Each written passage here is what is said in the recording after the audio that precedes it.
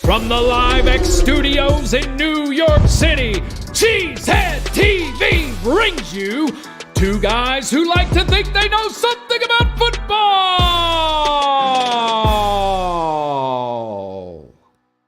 Good evening, everyone, and welcome back to Packer Transplants Live. I am Aaron Nagler, and joining me, as always, is Mr. Corey Behnke, my partner here at Cheesehead TV.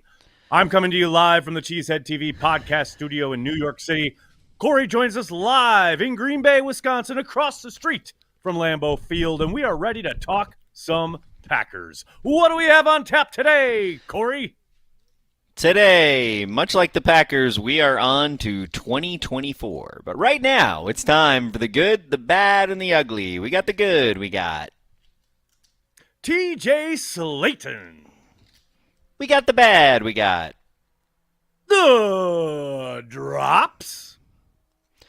We got the ugly, we got the penalties. My God, the penalties. I can't handle all of these penalties, Corey.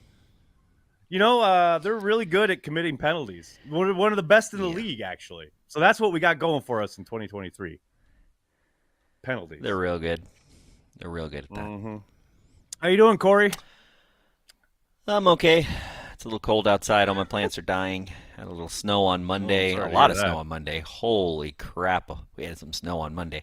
It was like just supposed to snow flurry a little bit, and there was a point when we all looked out the window, and it was like a blizzard. I took a little video. It was crazy, dude. And then magically at like 3:30, no snow on the ground, and it's completely sunny. So, you know, welcome to Green Bay. Well, that's Wisconsin. Hey. I love it. I love it. If you are in the Wisconsin area, more to the point in the Milwaukee area, don't forget, Friday night, come on out. Say hello to Corey Behnke over there at Revere's Well Street Tavern in Delafield, Wisconsin. Drew and KB from 97.3 The Game will be broadcasting live from 3 to 6. Corey and company will be throwing down from 6 to 8, and company including Tyler Herrick, who will also be in attendance, social media wizard here at Cheesehead TV. Come on out Friday night, celebrate Carry the G, which will be available on draft and in cans. It's going to be a good time. Corey, I know you can't wait. Should be fun. You know, I'm excited to see Drew and KB and Tyler. You know what's funny? I realized that Drew and KB will be broadcasting for this event for Carry the G, and I will be calling in as a guest on the program while they are live in Delafield, right before the Carry the G event. So I'll get to say hello to you. Am I slated to talk on the radio? Nobody's told me yet. I'm assuming I'm going to at some point. I think it's only if you want to. I think is the gig there, but hopefully, it'll be fun. So hopefully people can make it out. Because there's a lot to talk about, Corey. There's a lot to talk about when it comes to the Green Bay Packers. But before we do, we know how we roll here at Packer Transplants. It's time for the hotness.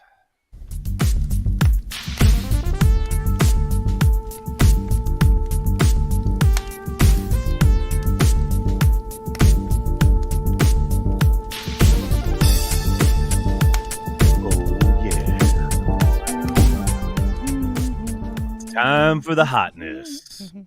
You know what's fun, Corey, is that when the Packers score only one touchdown through the entirety of the game, it's pretty easy to have something like in the back pocket when you're going through the tape and you're trying to find the hotness for the week, and you're thinking, you know, it'd be really easy just to pull the touchdown because that's obviously hot. But I'm trying not to be too obvious about it. Searching, looking, trying to find something. But I got nothing, so we're going to feature the touchdown. It's not a whole lot of hotness this week. What are we even pulling? Look at Romeo Doubs, wide open in the end zone. Jordan Love delivering it right on time. And then I love this. Watch Doubs. He's going to spike the ball, and then he's like, yeah, we're losing by 20. He's like, all right. Touchdown. Fine, I'm in the end zone. Oh, so that's your hotness. There you go, Corey. That's it for the week. No more hotness. You know, 2023 is literally the worst year I've ever had, and the Packers have to fucking do this. You know what I mean? It's like, really? They'll test you. They will test you. I mean, I love them. I love them, and I'm gonna be here. I'm gonna be watching them. But like, holy crap, that was a terrible game. And I remember just 2 weeks ago getting mad at Grossi for saying the Packers are a bad team, and he's still not right. But here we are, and they're a bad team. Although it's interesting, though. It is interesting. Well, but it is interesting. We did lose to Denver. Everybody was like, or we lost to the Raiders, and everybody's like, blah blah blah. So didn't Denver just beat the Patriots? No, no, they beat the Chiefs, the Super Bowl champs. Yeah, in the same house. So this is my point from 2 weeks ago. This is my point from 2 weeks ago. You don't know in the middle of the season how good or bad any team is. You cannot. So what historically happens is people go, I mean, but you just don't, right? You just don't, and that's the case in point on there. So you don't know how bad we really are, although, 99 yards and penalties is not good. Yeah, 99 yards and penalties. That's not a shining example. No doubt. Yeah. All right, let's get to some Packers news, of which there is a bit. I'm sure you heard, Corey, but in case you've been living under a rock, the Packers have traded Rasul Douglas to the Buffalo Bills. I will admit, I was a bit surprised. I won't say shocked. I did think because of the Packers' record and where they were situated, I thought there was a chance maybe they were sellers. I didn't think Rasul would be the name to go. I got to admit, I was, like I said, initially not shocked, but surprised. And I was a little upset. I love Rasul as a player. I love what he brought to this team. We've talked about it here. One of the few guys who really brought it week in and week out. But the more I thought about it, the more I looked at it, attempting to look at it dispassionately. I get it. I understand. Older vet, just turned 29, set to count almost $12 million against the cap next year. You get that call, as they did unexpectedly from the Bills, asking for his availability. You can work out a third-round pick in exchange. I get the move. I don't love it, but I get it. But it wasn't a planned move. I mean, Goody said that it wasn't Right. a planned move. Yeah. It was an opportunity. But also, the other interesting thing is, even though he's a $12 million cap hit, I was seeing that it's basically a $6 million actual hit, I believe. When everything works out, probably, yeah. Yeah, when it all works out and like the actual savings you get is like $6 million, which hey, $6 million, but yeah. But hey, yeah, at this point, they need all the relief they can get. Well, and that's the other thing. It's like they were able to make, they were able to take a guy like that and kind of somewhat get him to perform to a level where they could trade him for some value. So yeah. But yeah, it's definitely the thing about a move like that though is you don't make those. This feels like the Brewers to me. You know what I mean? This is the shit the fucking Brewers do all the time, where it's like, oh hey, we have no chance, so we're gonna trade away all our players. Thanks, Brewers. They did that didn't they do that 3 years ago? It was like you thought they were gonna make the playoffs, and then all of a sudden they traded away two of their best players. Well, the Hader trade is, I think what you're talking about. Hader. Which was 2 years ago. Hader. And they were 2 years middle of the season. They had a chance at maybe making maybe not World Series run, but it was kind of signaling, yeah, we're done with this year. Which I don't know, Corey. It's hard not to look at the Rasul move in a similar vein. Like, obviously, Rasul isn't to the Packers what Hader was to the Brewers, but the idea being we are looking to the future. And this season, you don't give up good players if you're trying to make the playoffs. Exactly. Yeah, right. Exactly. It's not the. And I know Brian kind of danced around that in his availability today because he can't say it outright, but it's pretty clear. It is an evaluation year. It is about looking to the future, and there are going to be a lot of people, coaches and players, under the microscope for these final 10 games. And that Rasul move only highlights it. I mean, more than ever. Speaking of the future, one piece of news that transpired earlier this week is Rashan Gary signed a contract extension in the fold for 4 more years. It is surprising how long it took. I thought it, maybe not a no-brainer because nothing in the NFL really is, but I didn't think it would take as long as it did. Happy to have it done. It's interesting to watch some of the reactions to it, Corey. Again, I know people are emotional about it, and we all kind of look through the lens of being a fan. But, man, talk about the going rate for pass rushers. In terms of new money, he's 5th in line for the highest paid edge rusher, and I think that's just about right. Is he Nick Bosa? No, he's not. So he shouldn't get Bosa money. But he is one of the best in the league at doing one of the most important things in the league, which is getting the quarterback on the ground. So I've loved this move. I'm glad the Packers got him locked in. And talk about a core piece of your defense and or your team. Rashan is definitely it, and I'm excited to have him. Then we got one other piece of news. We got Aaron Jones in a red non-contact jersey at practice. And I will say, I don't think I've ever seen a non-quarterback in the middle of the season. I've seen this like in training camp at times, but never in the middle of the year where a skill position player is in a red jersey. And apparently it's because they were in pads on a Wednesday, which is rare, and they were doing some drill work that was a little more physical than your normal kind of walkthrough stuff. And they wanted to make sure that Aaron Jones doesn't get breathed on. So, hey, Matt, does that mean you're going to use him on Sunday? Myself, Alvin Jones, a lot of people would like to know. We'll see. I mean, yeah, they used him, just not enough. Yeah, indeed. Speaking of, let's get to the offense, shall we? Josh Nijman may get his shot, Corey. Only took half the season, but Josh got in there on Sunday, promptly got hurt. But he was at practice today. He was practicing. Got to think, given that Matt LaFleur was asked point blank on Monday if Josh Nijman would be in the conversation for starting at left tackle. Matt indicated, yes, that was a possibility. So I think if Josh is healthy, there's a good chance he's starting at left tackle on Sunday. And look, we've been talking about the offensive line. Something had to give. And if it's Rasheed Walker, I think I understand. Yeah, I mean, I do think Rasheed Walker, he's gonna have growing pains. So he hasn't been as bad as Josh Myers, and they're saying Josh Myers is like the best he's been. And I'm like, what are you talking about? Well, that's what I love that because Gutekunst did kind of echo Stenovich's quote almost verbatim, like he's playing his best ball or whatever it was. And it's like, okay, but the unsaid thing here is that his best might still be poor. Yeah. You know what I mean? Like, no one's saying he's playing. Yeah, I saw that and I was like, what are you talking? Like, I get what you're saying. I understand the words that you used, but I'm confused. You are speaking English, however. Yeah, I know. It's...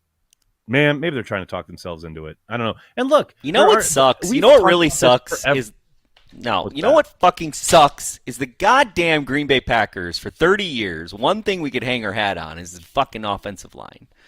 And it really sucks when that's the thing that is broken.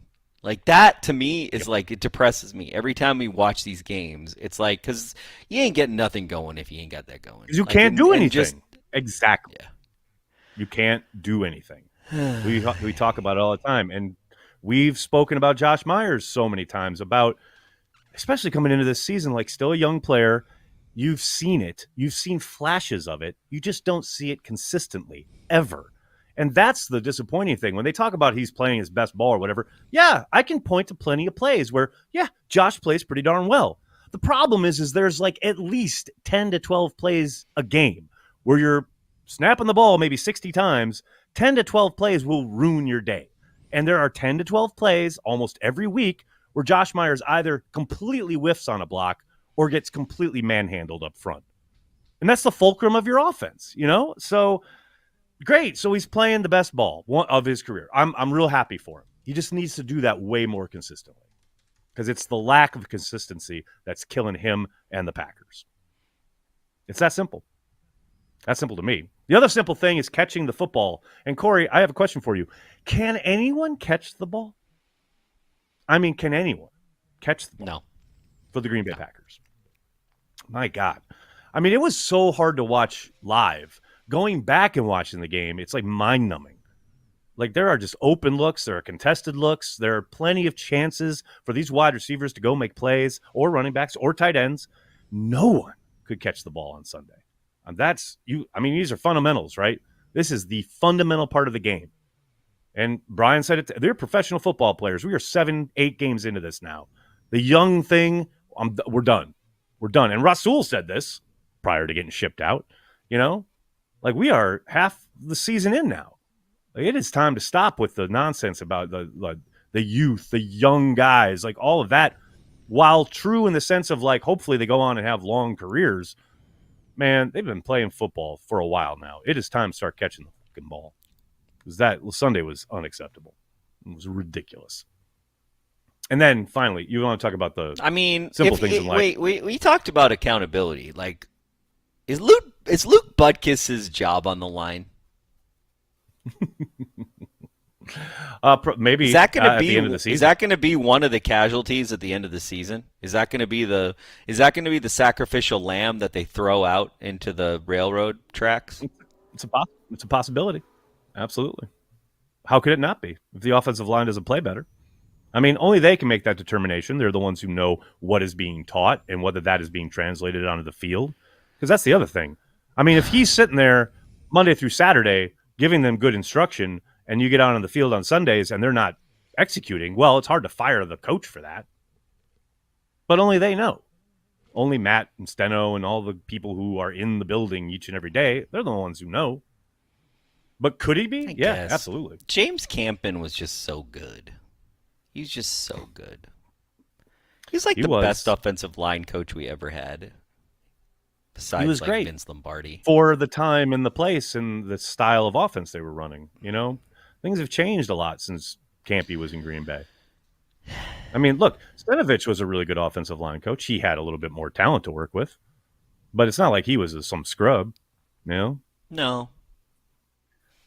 I don't want no scrubs, we'll see. Nagler. I will see. A scrub is the guy that can't get no love from me. Hanging out the passenger side of his best friend's ride, trying to holler at me. Luke Butkus better not be trying to holler at me because I don't want no scrubs. Well, I can tell you, I don't know how much if you watch any of Andy Herman's content, but he had Mike Wall, former Green Bay Packer, on his stream 2 weeks ago, last week, I think. And Mike was all about how it looks like. Now we don't know. He doesn't know. He's not in the building, but it looks like these guys are not being coached very well. That was Mike Wall's comment. Now, Mike, again, played in a very different time, very different style of offense, but the man does know football and certainly knows what he's looking at when it comes to offensive line play and what guys are doing footwork-wise and technique-wise. And to Mike's eyes, what he told Andy was it doesn't look like they're being coached very well. So that's, one outsider's opinion, a knowledgeable opinion. So to your question, yeah, could Butkus be coaching for his job here the back half of the season? Absolutely. No question about it. You know what'll help? Opportunities. You know how you get opportunities? You get first downs. Yeah, Can we just pick up a fucking first down? If I get one more opening drive into a third and short and we can't convert, I'm going to throw something. And it ain't going to be Packer Man. It's going to be something way more important and valuable. I don't know what it is, but I'm going to find it and I'm going to throw it. I can't handle it. I can't handle this. This nonsense every fucking week. What, you don't like getting a first down in the second half with 3 minutes left in the game? It's not where you want to get a first down? I mean, don't get me wrong, Corey. That's exciting, and I cheer for it. Usually by that point, we're down multiple scores. So I'd like to maybe get off on the front foot for once. I don't know. I mean, here's a crazy thing about the 2023 Green Bay Packers, okay? They don't, What's that? They stay in games. We know. are in more games than we deserve to be in. It's crazy. We have no right to be. Exactly. The way we play in the first half, we should be getting blown out week after week after week. But they're not. And people bitch They're about the in these defense. games. Everybody's so annoyed with the defense, but the defense is actually keeping us in all these games. Literally, we are in games.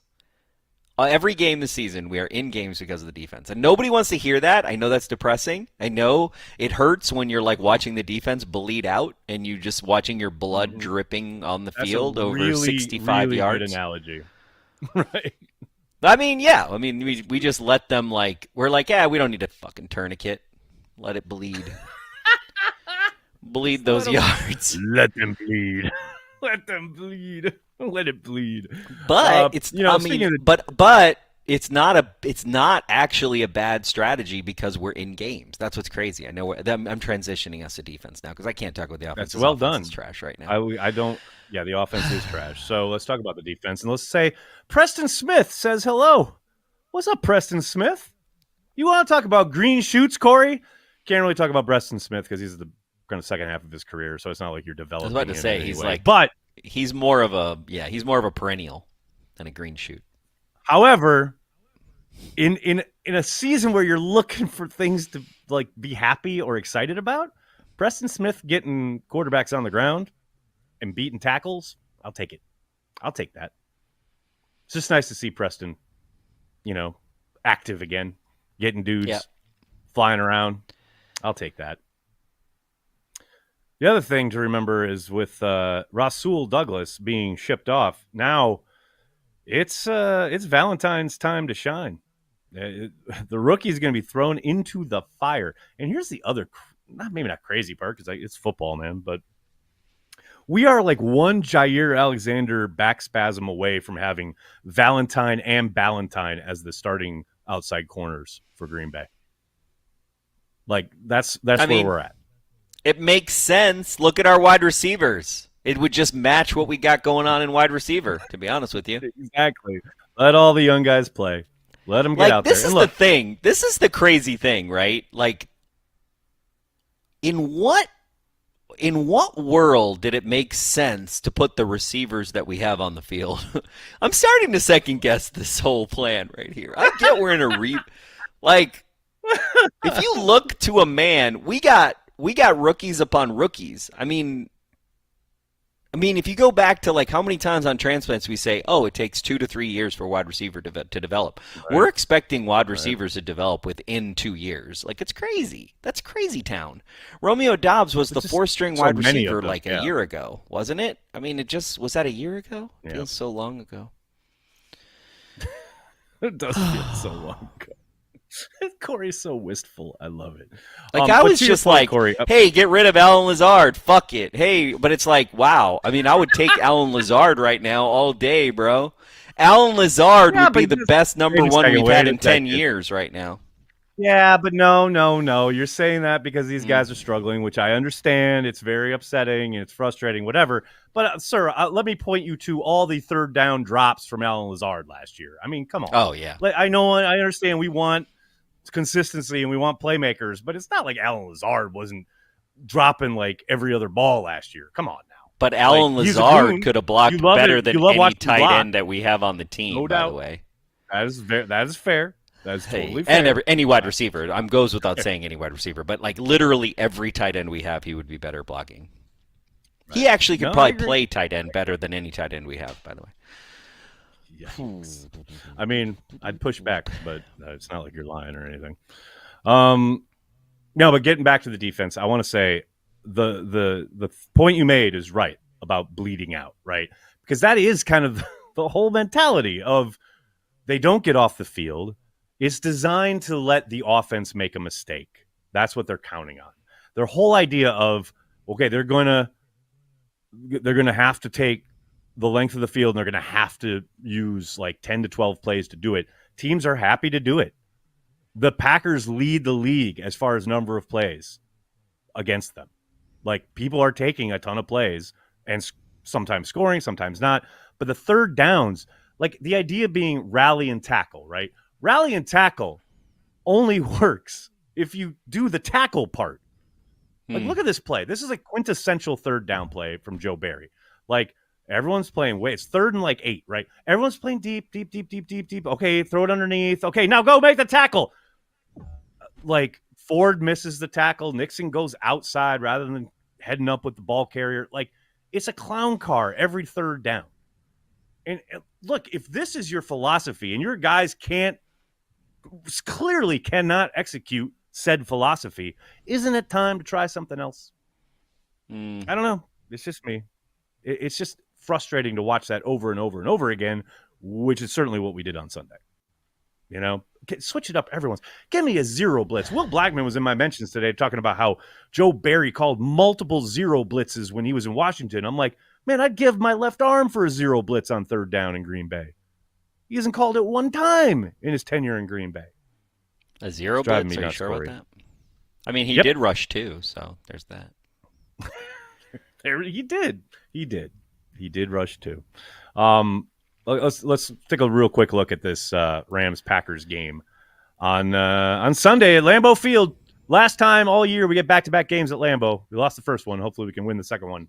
The Packers are 3-point favorites against the Rams over there on FanDuel. I'm surprised. I got to admit, I'm a little surprised. How is that possible? Here's the thing, because Matthew Stafford has a UCL sprain in his right thumb, and he did not practice today.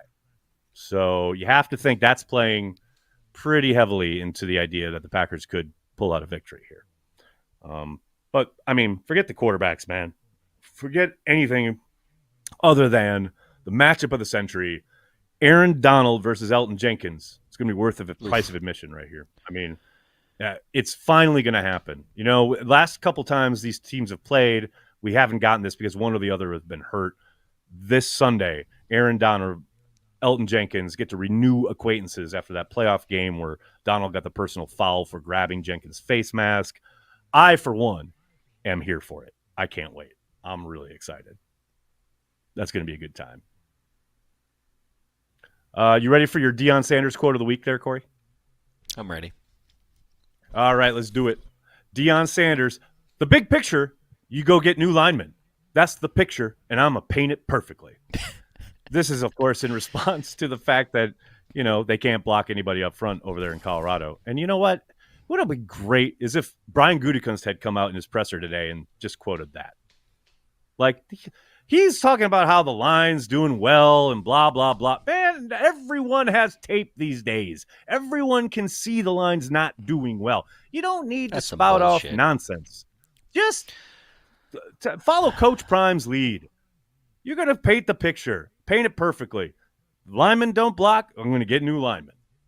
Can you imagine at some point it's a simple game? Can you imagine if we would have traded for a center? How great that would feel right now. I would feel so good right now. I would feel so good. I'd be so excited. Can't tell you. I don't even know if there was a center to be traded for, but if we would have traded, if there was just center. Even if I'm telling you right now, if we would have just traded for a right guard, like literally the least important position out of the five player in the world. Yeah. Yeah, a right guard. I would have been so excited. Like Rasul Douglas traded for a right guard. Then, Packers, I feel you. I'm feeling you. I get it. Mm-hmm. That right guard's going to make all we need is, I mean, you just need all the difference. We just need that. We need that gel. We need that line to gel, and I don't know what's going to. We're just going to have to watch it gel in front of us. Here we go. Yep, Josh Nijman's going to make it happen. Yeah, but Josh Nijman's going to be the elixir that we need. I'm totally just hoping and praying. That's all I'm doing. I just feel like I don't know. I'm like he drops back. I mean, there's some part of me that's so over Josh Myers, but I kind of feel like I'm not giving him the benefit of the doubt. Kind of like you know how like, well, maybe this isn't a good comparison, but you know how like everybody was down on Devontae like hard, right? And like we were like, oh, give him time, he'll figure it out. He's like a really big pick, blah blah blah. I feel like I'm everyone else on Josh Myers right now. I feel like I'm just like I hate him. I don't even know him, but I hate him. I just don't like him right now.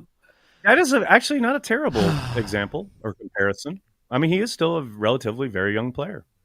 I mean, that is just the truth. Don't forget. And I don't hate him as a person, just as a player, by the way. No, so I'm not no hate to Josh Myers. I love him. It's all Packers, whatever. But it's like, man, I'm very disappointed in his play right now. And that is totally legitimate, man. That's like I'm letting it get me down. Well, we're not going to do that. We're going to keep it up. We're going to get to Blogosphere, and we're going to talk about some fun stuff. Let's hit it.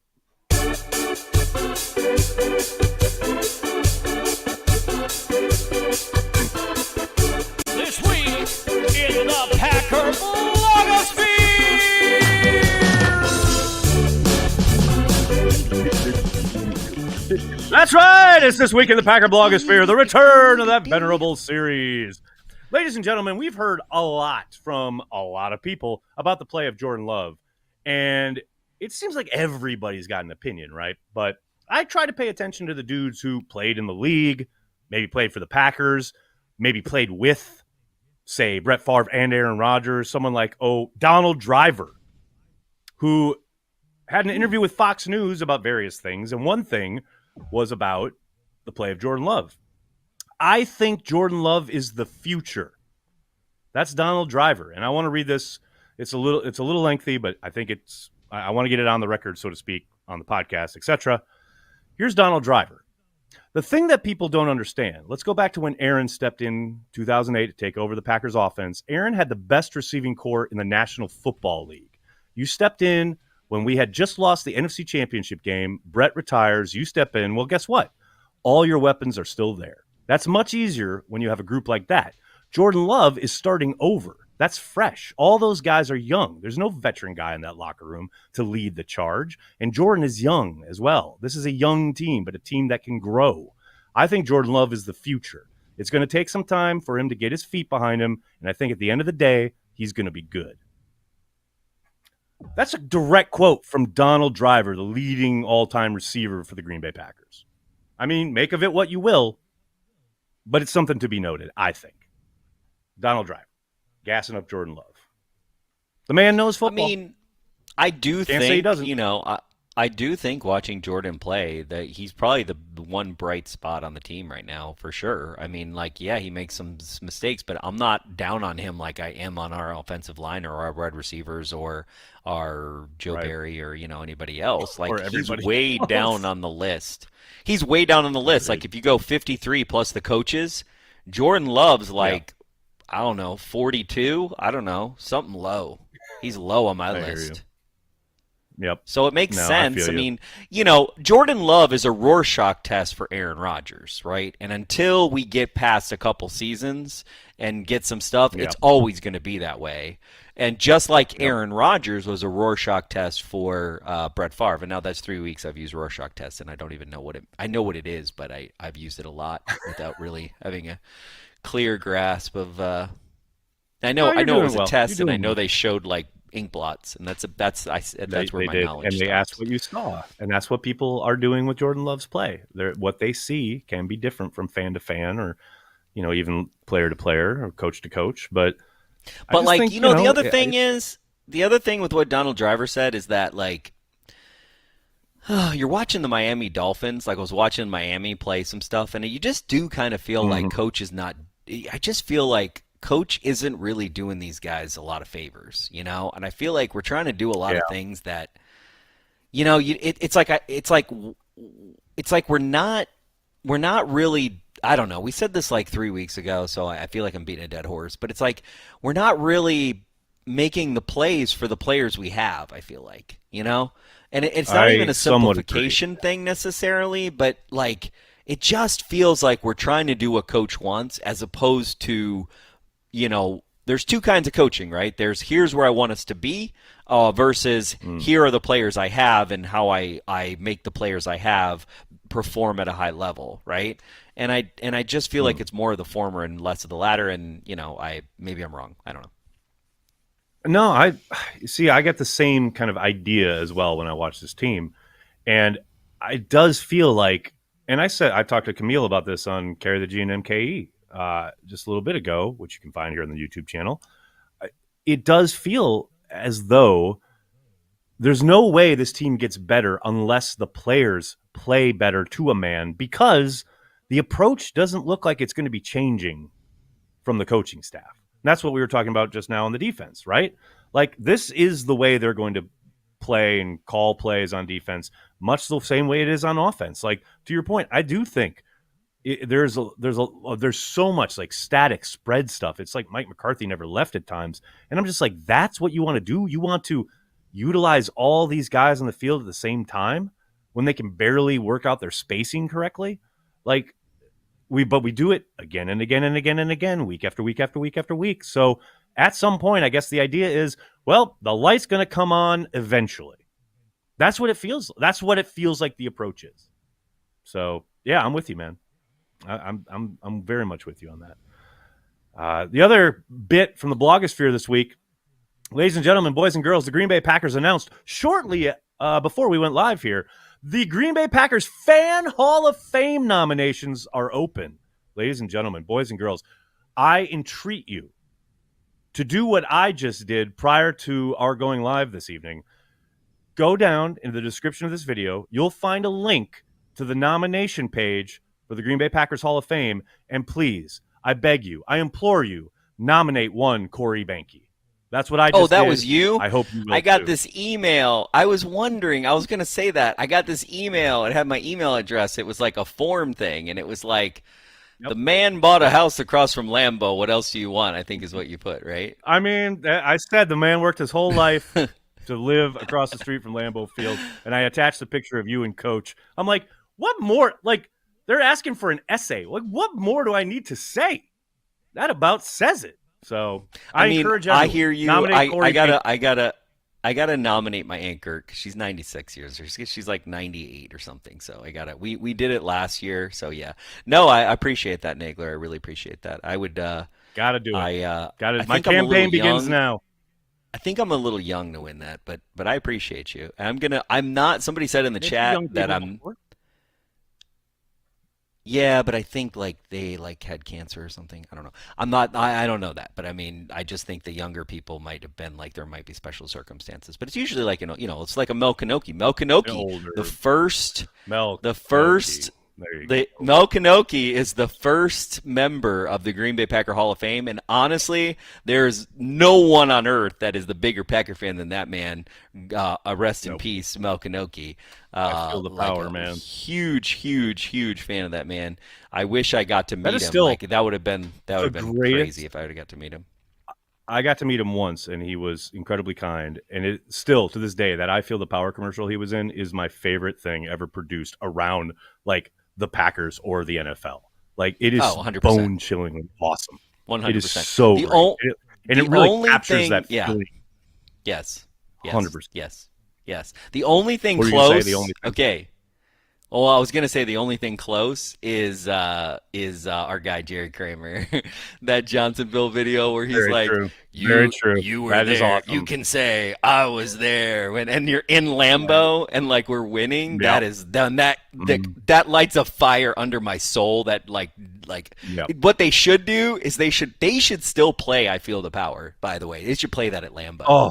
They should play that 100%. at Lambeau. I don't know why. Like, somebody should re-sponsor that video somehow, and they should play that at Lambeau, like before they do the starting lineups, and then the Kramer one. Oh my God! You run through a wall. Yeah. Those two, you'll run through a that'd wall. Be great. Run through a wall. If you're out there and you don't know what we're talking about, just Google "I Feel the Power" NFL commercial.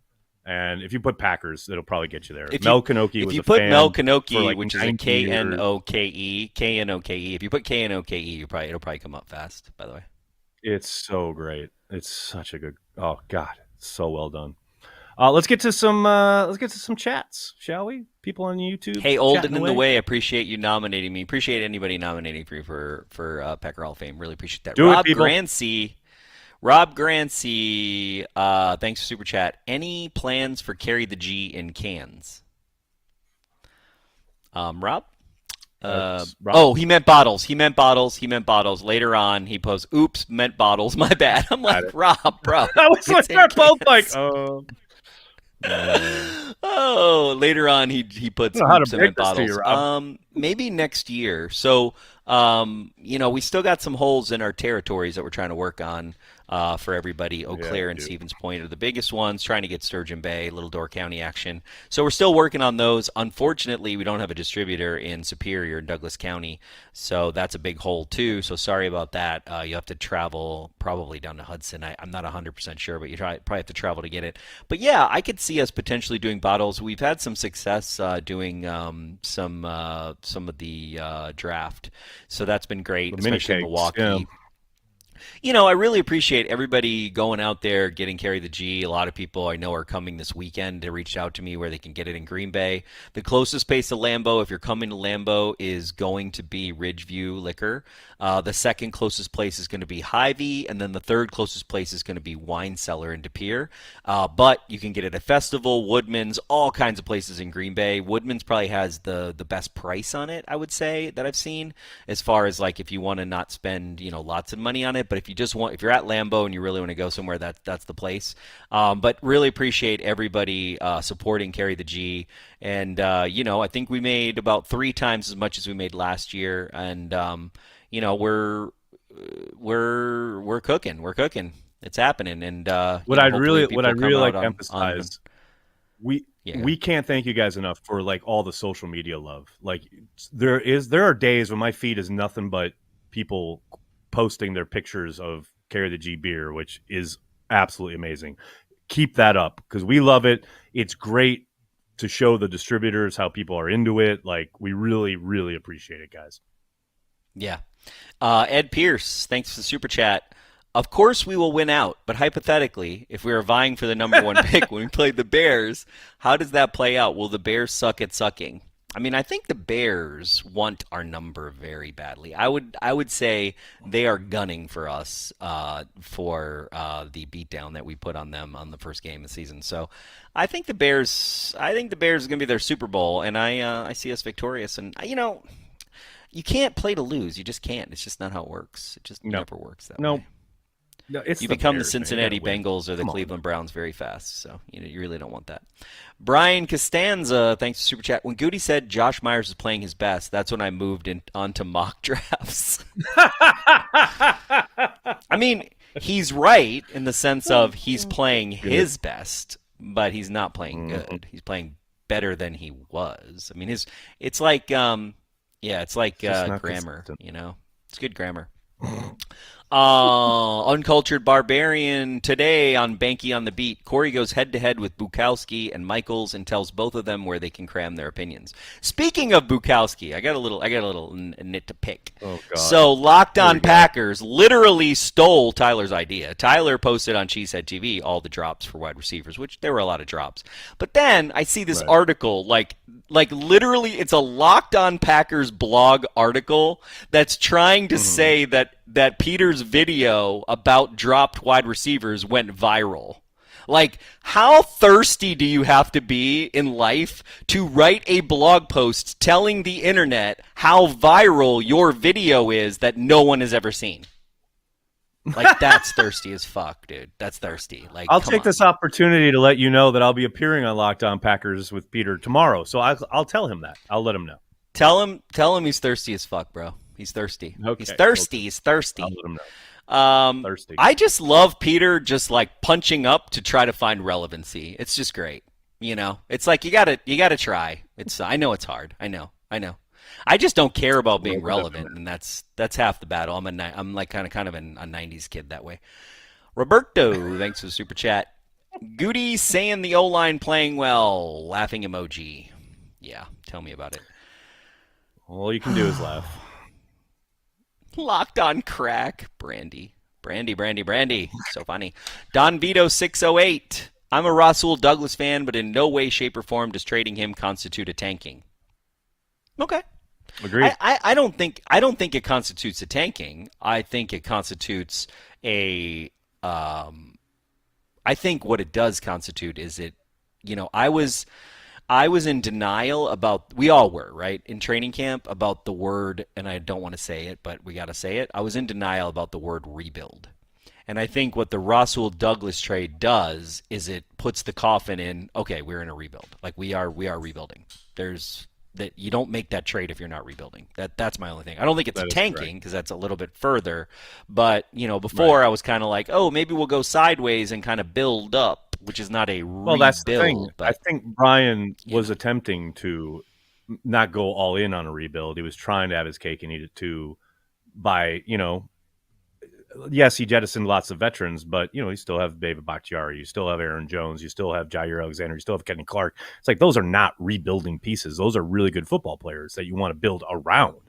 So I think, he was trying to straddle a line, but, man, the way this season has played out with the injuries and with so much cap money just being kind of MIA, that is exactly what I think that trade signals. It's like, yep, I'm accepting the fact that we are rebuilding.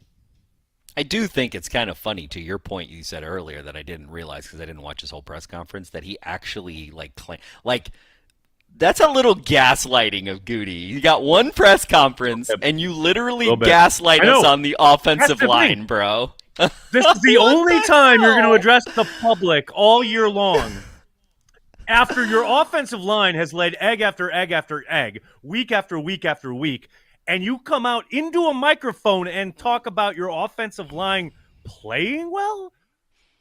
Come on, don't piss on my leg and tell me that it's raining. Good Lord. I mean, that's crazy. That's crazy to me, actually. I mean, it's not crazy to me, but it's crazy to me. Uncultured Barbarian. Younger fans losing their minds about the season, and I'm the old fan who is like, pull up a chair, kid. Let me tell you about the 70s to 92. Yep. Yeah.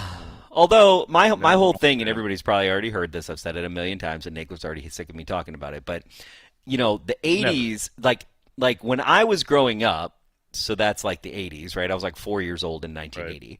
So from when I was like 4 till when I was about like, 12, 16? 4 to 16, right, to 92. So 4 to 16, it's a different understanding. Like, we're still living in a period where we think we should win. We know we're in the 80s when we've actually completely recalibrated and reset our lives so that when we win, it's like when the Vikings or the Bears beat the Packers. It's like the Super Bowl. Yes. Yeah.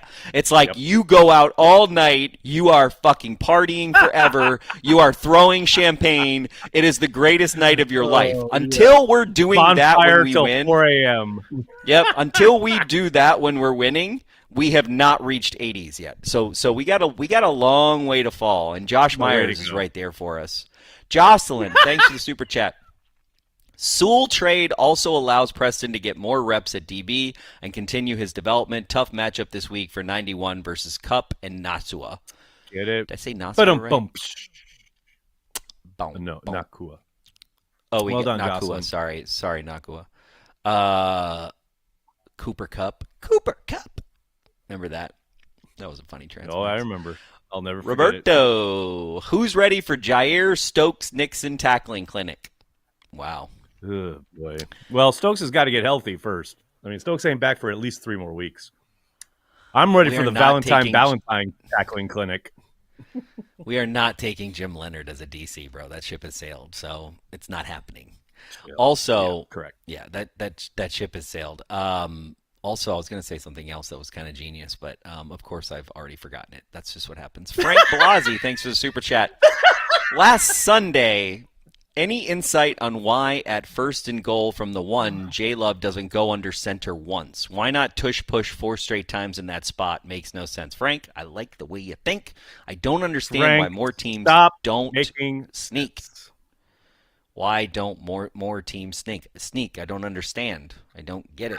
The whole operation running out of the gun on the goal line will always bug the shit out of me. I mean, I know there's reasonings behind it. I'm sure there's analytics behind it, but I hate it. I hate it with the power of 1,000 suns. I'm with you, man.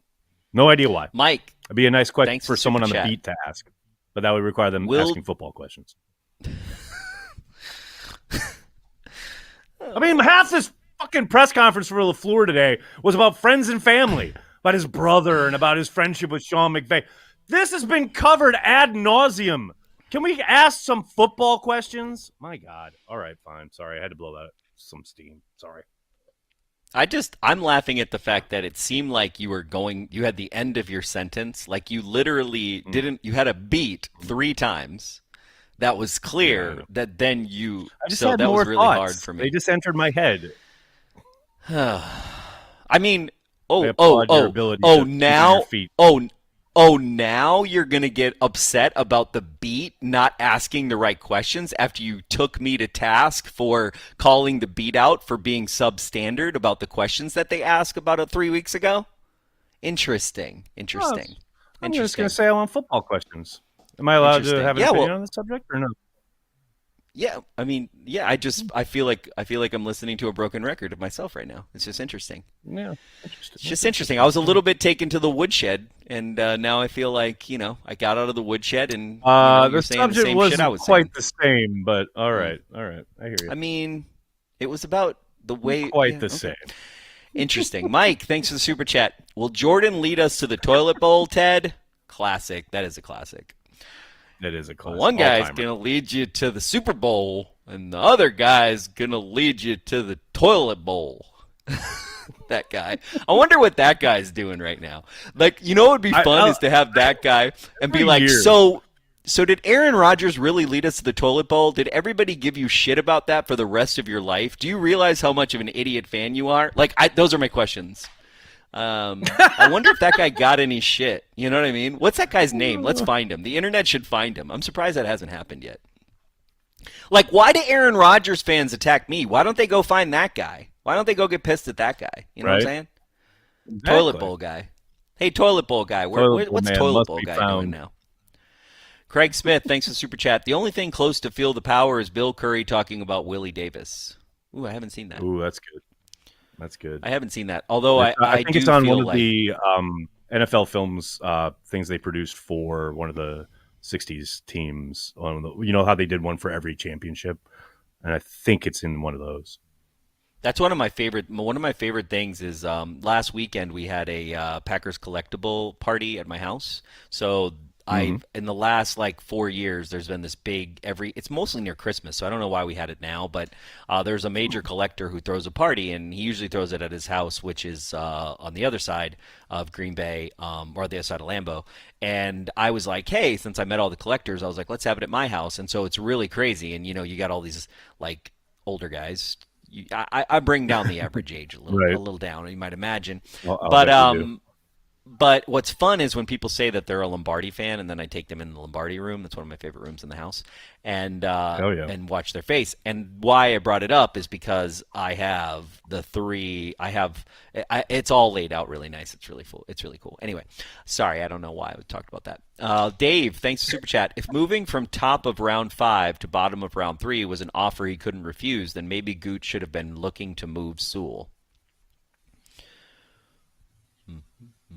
Should have been. Well, yeah, that's what he moved. Well, that's why he moved him, right? But he wasn't looking, and then it came to him. But then he got an offer he couldn't refuse, being the trade that they executed. Got it. I'm confused. I'm Culture Barbarian. Yeah, I'm trying to work this out too from Dave. I don't know. That Feel the Power commercial was awesome. Another great one was the Sterling Sharp Dennis Hopper commercial. He's a freight train will stick him. Yes. Oh, that whole Dennis Hopper was that a Dennis Hopper intro? I love how as soon as the sun goes down, Lambeau looks amazing. By the way, it's like the sun beating in. It's like now it's ooh, it's very nice. I like it. I wish I just got out of the way so people could just see Lambeau more. Be nicer. Porkmaster, thanks for the super chat. Don't hand me piss all the time. Don't hand me piss and say it's Carry the G, Goody. Nah. Exactly. Precisely. Goody. There's a lot of Peter Bukowski slander in the chat. I like it. I like it. Chris KG19. If we do move past Love, is Goody gone? And LaFleur. Whoa. What? If we move past Love. Okay, first off, go ahead. No. First Lots off, of unpack here. Brian. Okay, so first off, Mark Murphy's going to retire, and Brian Gutekunst, unless he wants to, is going 0 places. It doesn't matter how bad the Packers are the next 2 years, in my opinion. This is my opinion, and this is not what I want. This is not what I believe. This is what I believe will happen. This is an analysis. I know you're not used to analysis from me, but here it is. So Brian Gutekunst he's good. He's good. He's not going anywhere. We could tank. We could go 0. We could never win a game for the next 2 years, and Brian's job is probably fine, right? As long as the players are okay. And maybe we couldn't lose all the way. But if we get rid of Love, that means Brian's going to have to make that decision, not Matt. I feel like Matt goes before Love goes. What do you think, Nagler? I mean, we talked about this a couple weeks ago, and it all so hypothetical. I'm with Brian when he's talking. All I'm thinking about is beating the Rams. I mean, God help us. But the weird part is the Murphy thing. Yes, he has to retire in 2025. If they do let's say they win 1 or 2 more games this year, and then they come out of the gate next year looking like crap again, right? Even with more pieces, another draft class, etc. Jordan doesn't seem to be developing in any real meaningful way. It's hard for me to believe that they would end the 2024 season and not make some kind of, or Murphy would not make some kind of significant change, even though He's on his way out. I got to think, legacy-wise, does he want his last football move to be hiring or extending Matt and Brian and watching them being unable to either develop the quarterback that the general manager handpicked or field a roster that can't win more than 4 or 5 games a year? Like it's the Murphy thing makes it so tricky. The whole thing is gummed up, so to speak, because of the timing of Murphy having to retire. And that's the other thing. You can't just stick around. It ain't like Mike Bloomberg being able to go, nope, I want a third crack at being mayor. Like the bylaws state he can't do it. He cannot. Well, stay. technically, So the executive committee and the board could change the bylaws.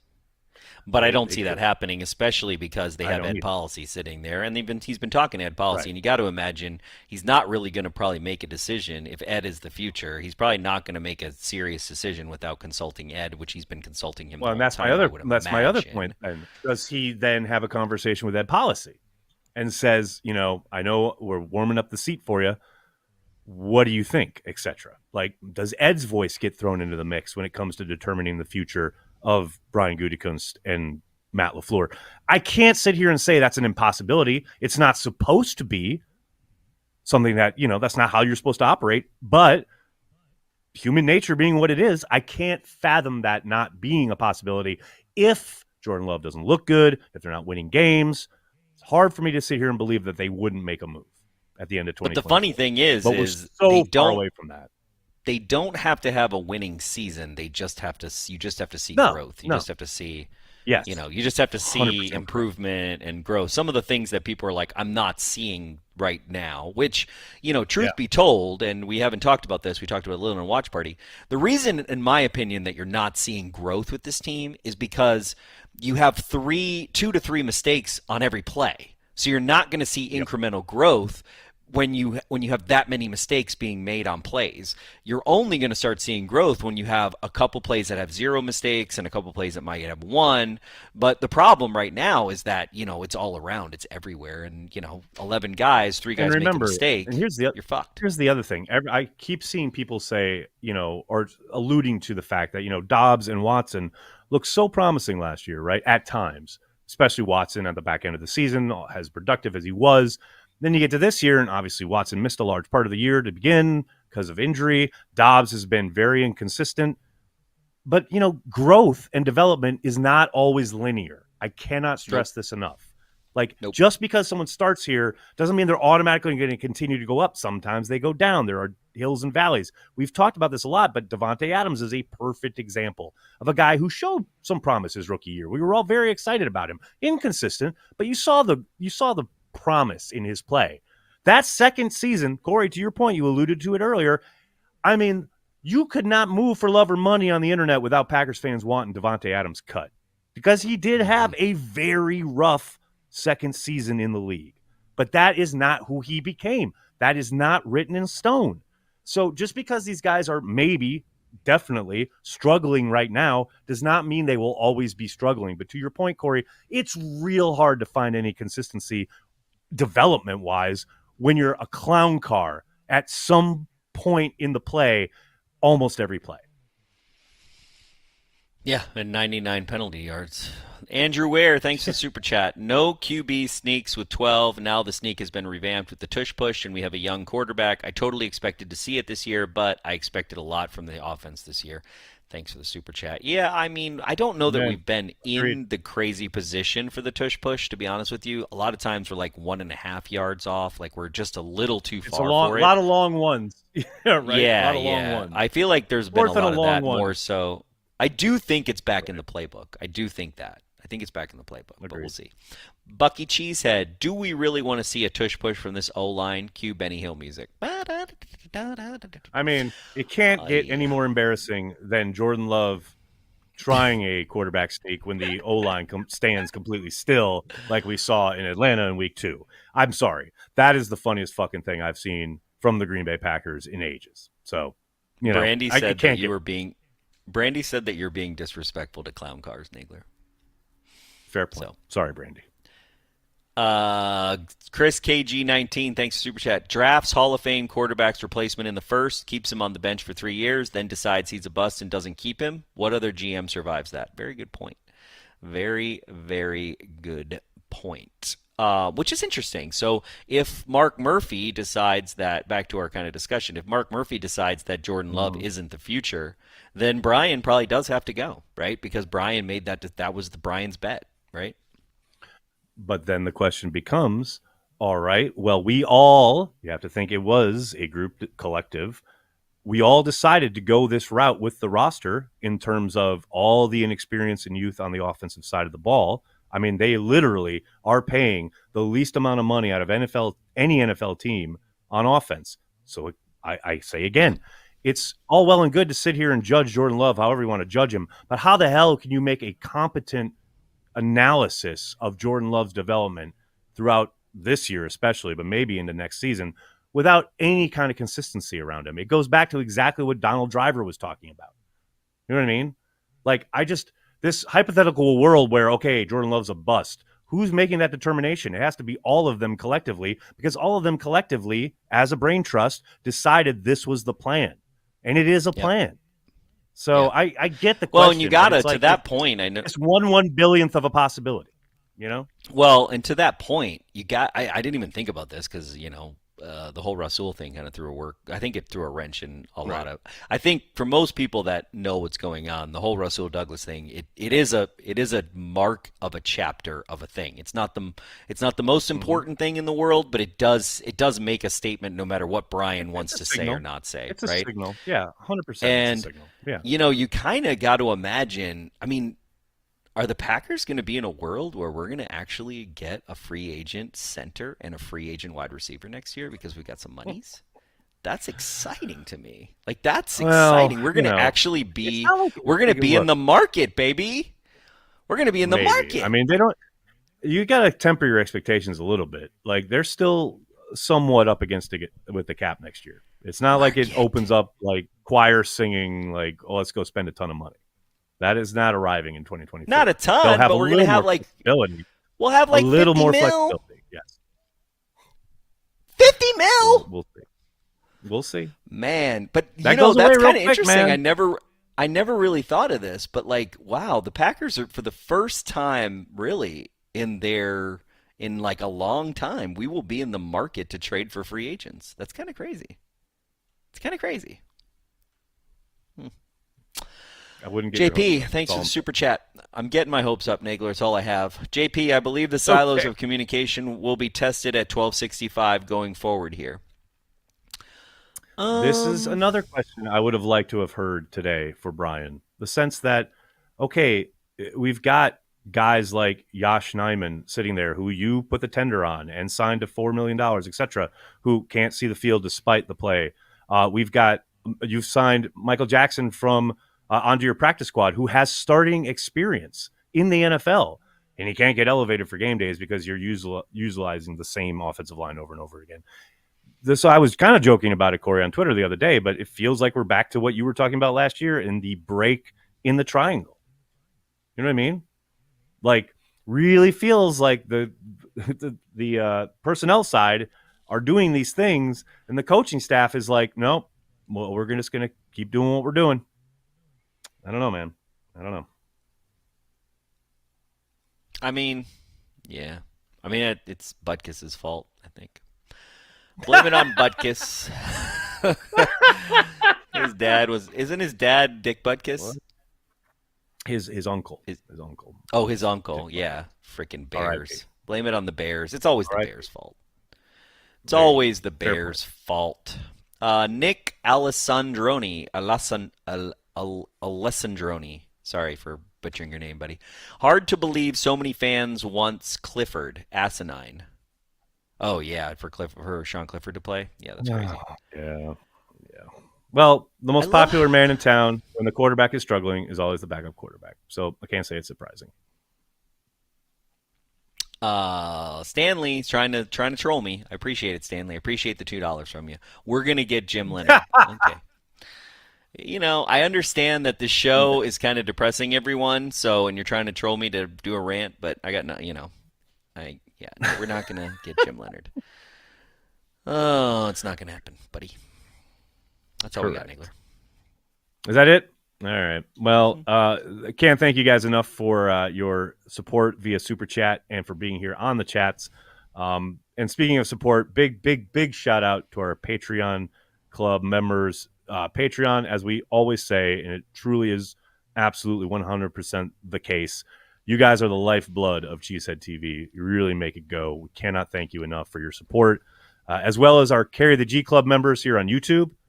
You guys are the best, and you're continuing to grow. It's crazy, Corey. The membership on YouTube is really kind of starting to take off. I love it.